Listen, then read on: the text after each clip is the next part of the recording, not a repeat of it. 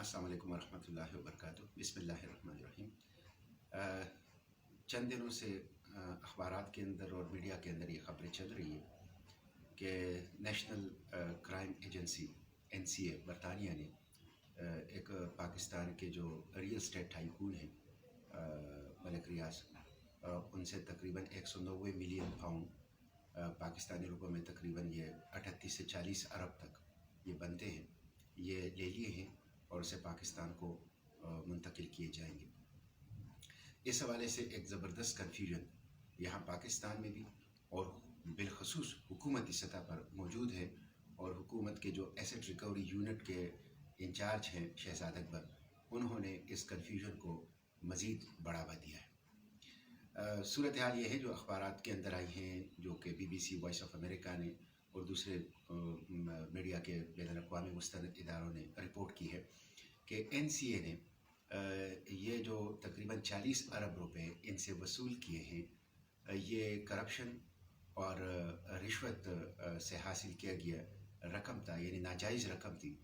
کہ جو کہ اس سے یہ جائیدادیں وغیرہ خریدی گئی تھی، اور وہ NCA نے لے کر پاکستان کو واپس کر دیا۔ اب جو ایسٹ ریکوری یونٹ کے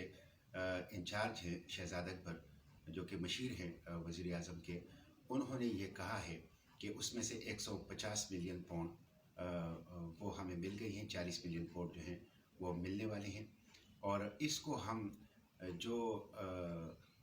ملک ریاض کے اوپر جرمانہ لگا تھا سپریم کورٹ ججمنٹ میں، تقریباً 460 ارب روپے انہوں نے جمع کرنے تھے یا جمع کرنے ہیں آئندہ 7 سالوں میں، تو اس میں جمع کرا دیں گے۔ تو یہ ایک بہت ہی عجیب و غریب قسم کی بات ہے۔ اگر یہ پاکستانی رقم ہے اور پاکستان سے غیر قانونی طور پر منی لانڈرنگ کے ذریعے سے، رشوت کے ذریعے سے ناجائز طور پر یہ منتقل کر دی گئی ہے، اور وہاں پہ بھی اس کی وضاحت وہ نہیں کر سکے ہیں NCA کے سامنے، اور NCA نے اس کو ضبط کر کے پاکستان بھیجا ہے، تو یہ پاکستانیوں کا پیسہ ہے، یہ اس ملک کے قومی خزانے میں جمع ہونا چاہیے۔ اگر وفاقی حکومت اس 38 ارب یا 40 ارب روپے کو ملک ریاض کے اوپر جو 460 ارب روپے جرمانہ سپریم کورٹ کی ججمنٹ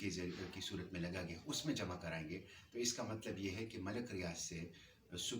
NCA نے، نیشنل کرائم ایجنسی جو کہ برطانیہ کی ہے، یا برطانیہ کی حکومت نے جو 40 ارب روپے لے لیے،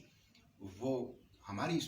مرکزی حکومت نے ان کو واپس کر دیے۔ تو اس کو قومی خزانے میں جمع ہونا چاہیے، اس کو اس جرمانے کی مد میں سپریم کورٹ کے اندر جمع نہیں ہونا چاہیے جو سپریم کورٹ نے 460 ارب روپے ملک ریاض کے اوپر لگایا ہے۔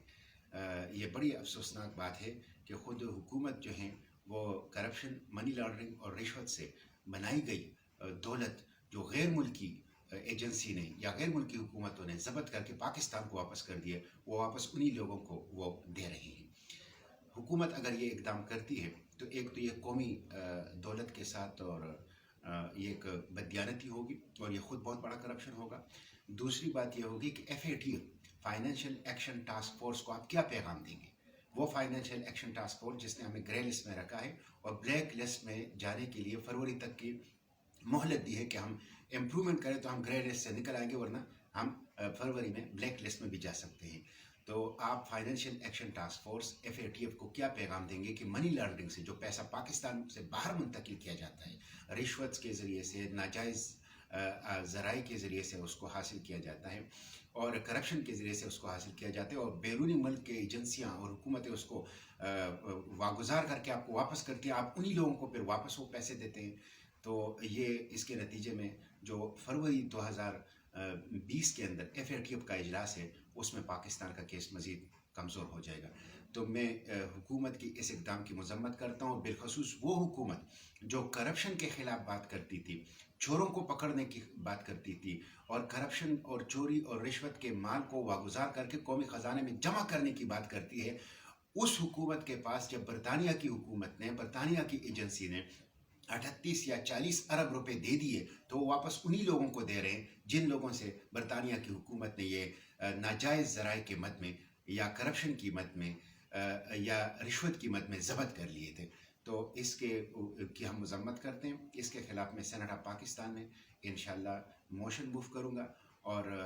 عوام کو میں اپیل کرتا ہوں کہ اس حکومت کی کرپشن کو تحفظ دینے کا